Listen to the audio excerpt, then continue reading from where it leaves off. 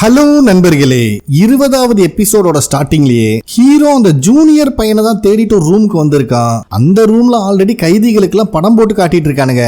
இவனும் அந்த ஜூனியரை தேடிட்டு இருக்கும் போது ஒரு கட்டத்துல ஹீரோ மேலேயே அட்டாக் பண்ண பாக்குறான். உடுவான ஹீரோ போட்டு காட்டுன்னு காட்டுறான் அந்த ஜூனியர் பையனை.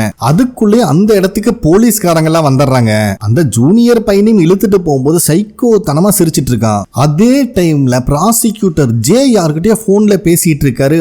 இது எல்லாமே பர்மிஷனோட தான் நடந்துச்சு, இதுக்கு உண்டான ரெஸ்பான்சிபிலிட்டியை நானே ஏத்துக்கிறேன் அப்படின்னு சொல்றாரு.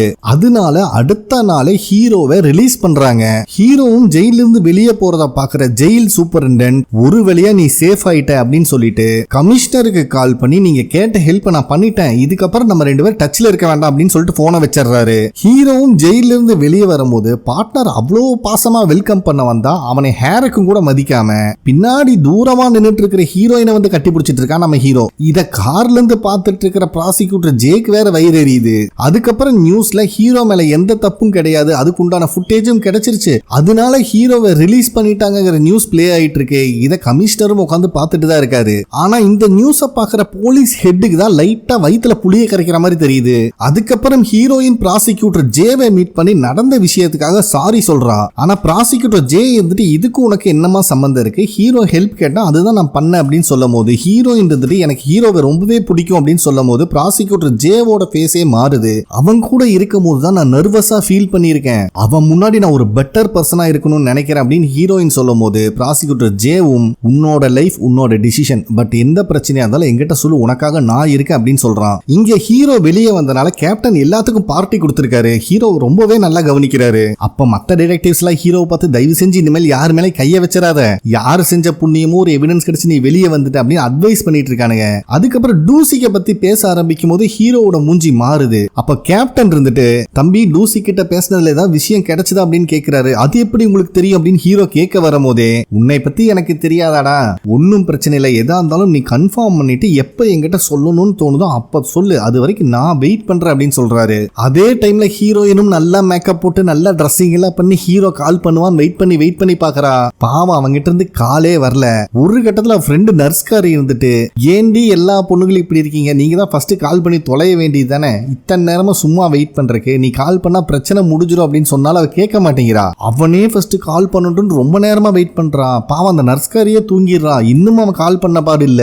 அட போடா, இதுக்கு மேல நீ கால் பண்ணா என்ன பண்ணாட்டி என்னன்னு சொல்லிட்டு மேக்கப் எல்லாம் கலச்சிக்கிட்டு படுத்து தூங்க ஆரம்பிச்சிடறா. அந்த நேரம் பார்த்து ஹீரோயின் வீட்டுக்கு முன்னாடி வந்து நின்று கால் பண்றான். அப்புறம் என்ன பண்றது, இவ்வளவு தூக்கமா போலையும் அத்தனை மேக்கப்பையும் போட்டு ஹீரோவை பாக்குறதுக்காக வரா ஹீரோயின். அதுக்கப்புறம் ரெண்டு பேரும் பேசிக்கிட்டே வராங்க. அப்ப ஹீரோ வந்துட்டு என்னமா நான் உள்ள இருக்கும்போது ஏதோ இன்வெஸ்டிகேஷன்லாம் பண்ணியாட்டிருக்கு அப்படின்னு இவன் கேட்கும் போது அவளும் ஒத்துக்கிறா.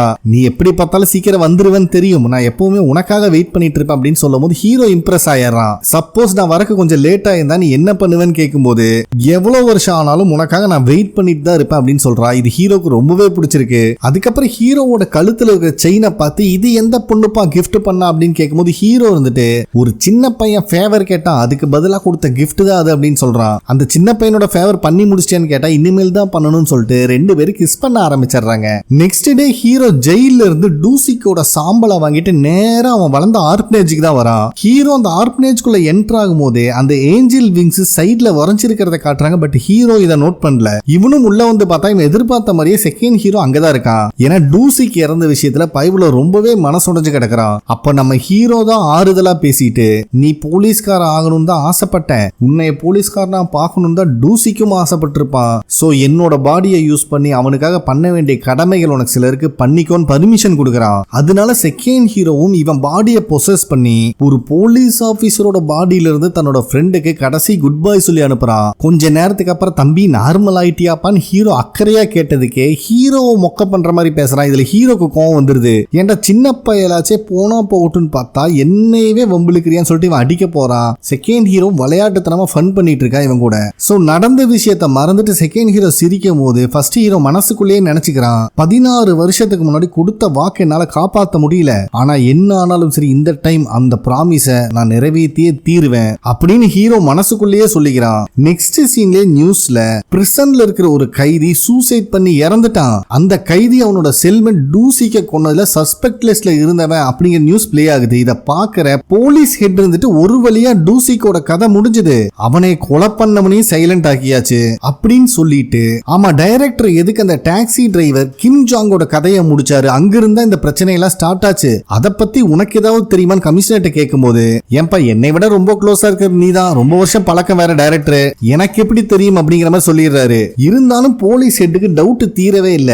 ஏன்னா இந்த கேஸை விசாரிக்கும் போது தான் ஹீரோவோட பழைய பார்ட்னர் ஜோம் இறந்திருக்காரு. அப்படின்னா டைரக்டர் ஏதோ ஒரு விஷயத்தை மறைக்கிறார் அப்படிங்கிறது மட்டும் போலீஸ் ஹெட்டுக்கு தெரியுது. சரி ஹீரோவை என்ன பண்ணலான் இருக்கீங்க அப்படின்னு கமிஷனர் கேட்கும்போது போலீஸ் ஹெட் இருந்துட்டு டைரக்டருக்கு ஹீரோ பிடிக்க ஆரம்பிச்சிருக்கு, சப்போஸ் நான் ஏதாவது பண்ணா ஏதோ ஒரு ரூபத்துல டைரக்டர் உள்ள வருவான், அதுக்கு பதிலா நம்ம சைலண்டா இருந்துடலாம். ஏன்னா இதுக்கு முன்னாடி ஜோ இந்த கேஸை விசாரிக்கும் போது ஏதோ ஒன்னு கண்டுபிடிச்சிருக்கான், அதை டைரக்டர் டீல் பண்ணும் போது ஜோவோட கதையும் முடிச்சிருக்காங்க. அப்படின்னா ஹீரோவோட கதையை டைரக்டரே டீல் பண்ணிக்கிட்டோம் அப்படிங்கிற மாதிரி சொல்றாரு.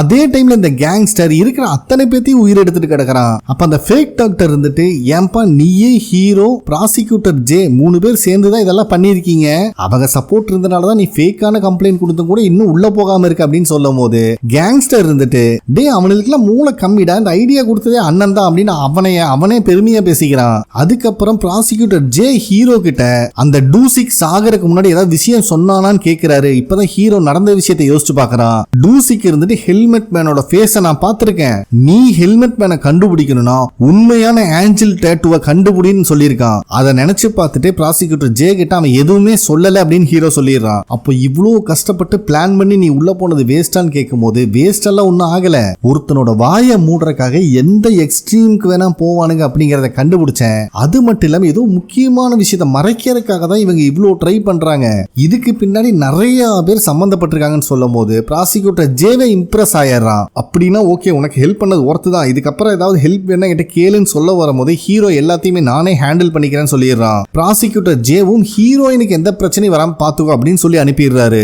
அதுக்கப்புறம் ஹீரோக்கு ஒரு கால் வருது. நெக்ஸ்ட் சீன்லயே ஹீரோவும் டைரக்டரும் ஒரு ரெஸ்டாரண்ட்ல மீட் பண்ணிருக்காங்க.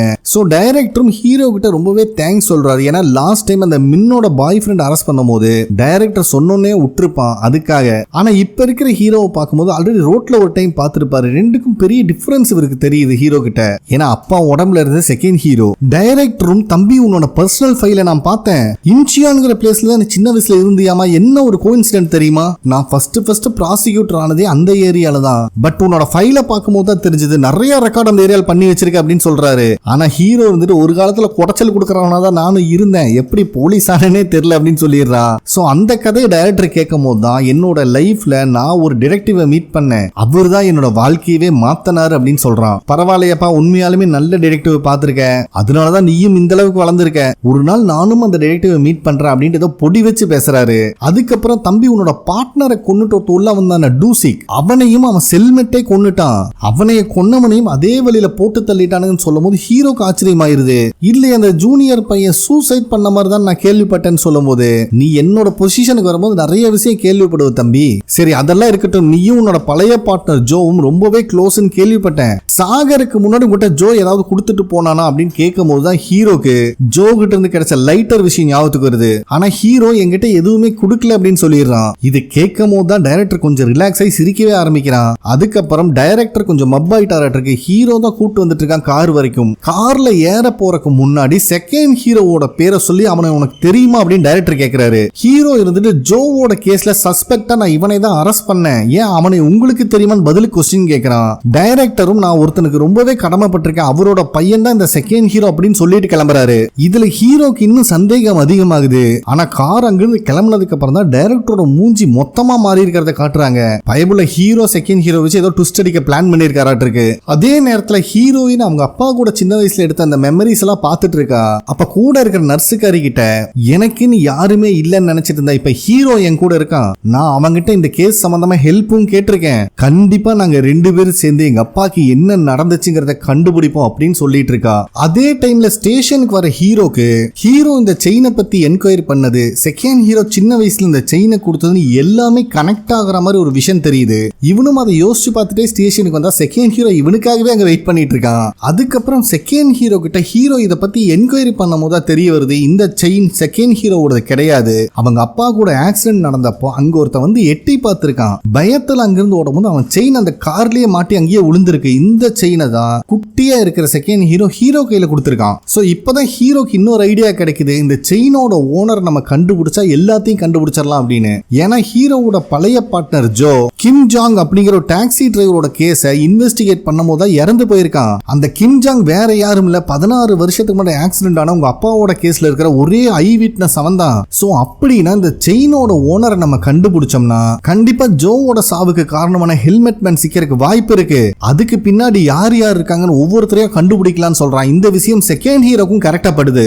அந்த செயின்ல இருக்கிற பெண்டன்ட் திருப்பி பார்த்தா TJH அப்படின்னு போட்டிருக்கு. சோ ஹீரோவும் நல்லா யோசிச்சு பார்த்துட்டு இந்த செயினோட ஓனர் உங்க அப்பாவோட கேஸ்ல புது விட்னஸா இருப்பான், அப்படி இல்லனா சொல்ல முடியாது அவன் கூட கில்லரா இருக்கலாம் அப்படின்னு சொல்றான். இத கேட்கிற செகண்ட் ஹீரோக்கு சந்தோஷமாயிருது. ஒரு வழியா செயினோட ஓனரை கண்டுபிடிச்சா இவன் பாடிக்கு இவன் திரும்பி போறக்கான வழி பிறக்கும் அப்படிங்கிற சந்தோஷத்துல இருக்கும் போதே ஹீரோ இருந்துட்டு இனிமேல் ஹீரோயின் விஷயத்துல நீ தலையிடுறத நிறுத்திக்கோ அப்படின்னு சொல்றான். அப்ப கரெக்டா ஹீரோயினோட வாய்ஸ் கேக்குது. ஹீரோ யார் கூடயோ பேசிட்டு இருந்தான் அப்படிங்கிறது மட்டும் ஹீரோயினுக்கு புரியுது. யார் கூட பேசிட்டு இருந்தா அப்படின்னு கேட்டா அவன் யாரு இல்லன்னு சொல்லிடுறான். இந்த இடத்துலதான் ஹீரோயினோட சந்தேகம் அதிகமாகுது. ஏன்னா நிறைய சந்தர்ப்பத்துல ஹீரோ வேற பர்சன் மாதிரி நடந்திருப்பான். அதையெல்லாம் யோசிச்சு பாக்குறா. ஒரு கட்டத்துல ஹீரோயின் மப்புல இருக்கும் போது செகண்ட் ஹீரோ வந்துட்டு நான் ஹீரோ கிடையாது என் பேர் சேங்குன்னு சொல்லியிருப்பான். அதுவும் இவளுக்கு ஞாபகத்துக்கு வருது. சோ இவளுக்கு இப்ப கன்ஃபார்ம் ஆயிருது ஹீரோவை தவிர வேற யாரும் இங்க இருக்காங்க அப்படின்னு. உண்மையை சொல்லி யாரா நீ அப்படின்னு கேக்குறா. இத கேக்குற ஹீரோல இருந்து செகண்ட் ஹீரோ வரைக்கும் ஷாக் ஆகுறானுங்க. இந்த இடத்துல இந்த எபிசோட் கம்ப்ளீட் ஆகுது. ஓகே ஃப்ரெண்ட்ஸ், கண்டிப்பா உங்களுக்கு பிடிச்சிருக்கும் நம்புறேன். நெக்ஸ்ட் எபிசோட்ல மீட் பண்ணலாம். நன்றி.